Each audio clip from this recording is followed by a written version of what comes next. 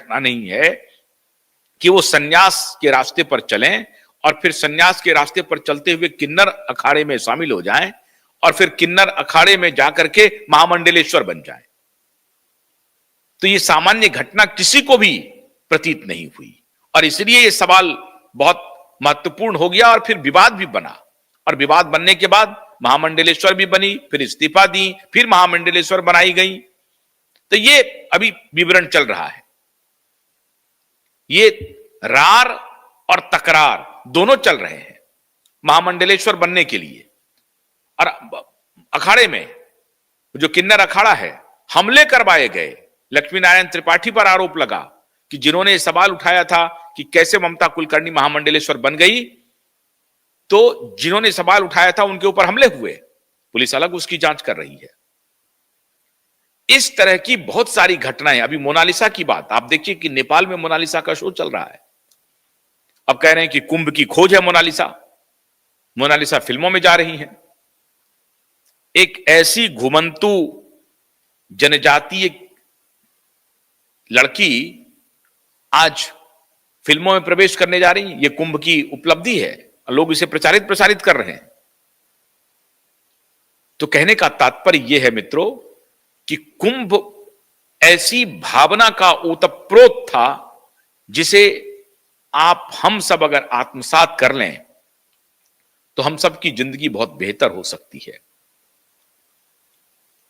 कैटरीना और रवीना की डुबकी के बाद उनके ऊपर तो तमाचा लग गया। जो इसको बदनाम करने की कोशिश कर रहे थे, राजनीति कर रहे थे, शुद्ध राजनीति कर रहे थे।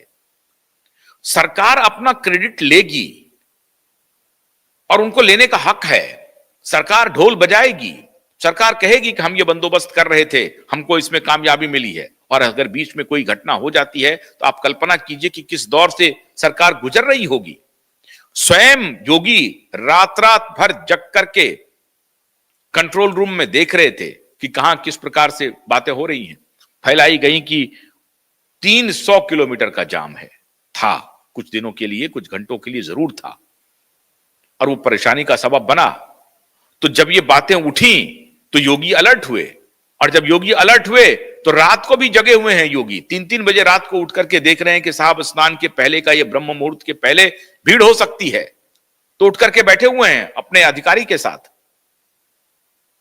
ऐसे कर्मठ सीईओ चाहिए। मैं ये नहीं कह रहा हूं कि योगी से गलतियां नहीं हुई होंगी योगी से गलतियां, उसके लिए आप आलोचना जरूर कर सकते हैं। मेरा हमेशा यह कहने का तात्पर्य है कि आलोचना करने का तरीका क्या हो। राजनीतिक स्कोर सेट करने के लिए और भी आपके पास माध्यम हैं। आप लोगों की भावना से मत खेलिए, लोगों की आस्था से मत खेलिए और एक भाव की भाई एक वर्ग को खुश करना है, एक को नाराज किए बगैर हम ये काम कर नहीं सकते। तो ये जो तरीका है कि किसी को खुश करने के लिए किसी की नाराजगी मोल ले ली जाए, इससे आपका भला नहीं होगा, उससे देश का बुरा होगा।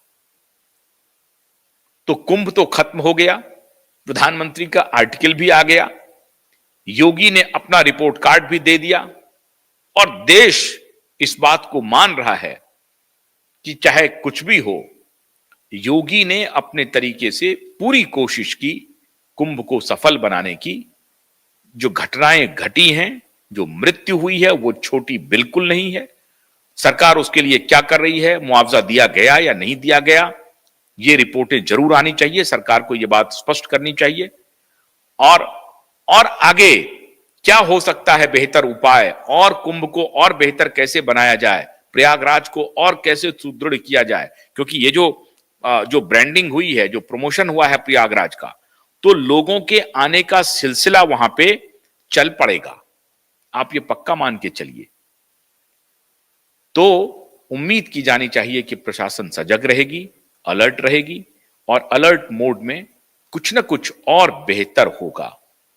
तो कोई चोरी नहीं हुई साहब, महिलाओं के साथ छेड़छाड़ की कोई घटना नहीं हुई।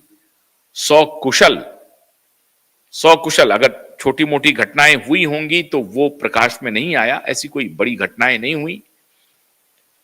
फिल्म एक्ट्रेस भी सुरक्षित वहां से स्नान करके लौटी, और वो तब लौटी जब कहा गया कि पानी का क्वालिटी ठीक नहीं है, गंगा वाटर की क्वालिटी ठीक नहीं है, उसमें जहर जैसा, मल्ल जैसा कुछ बैक्टीरियल इन्फेक्शन हो सकता है।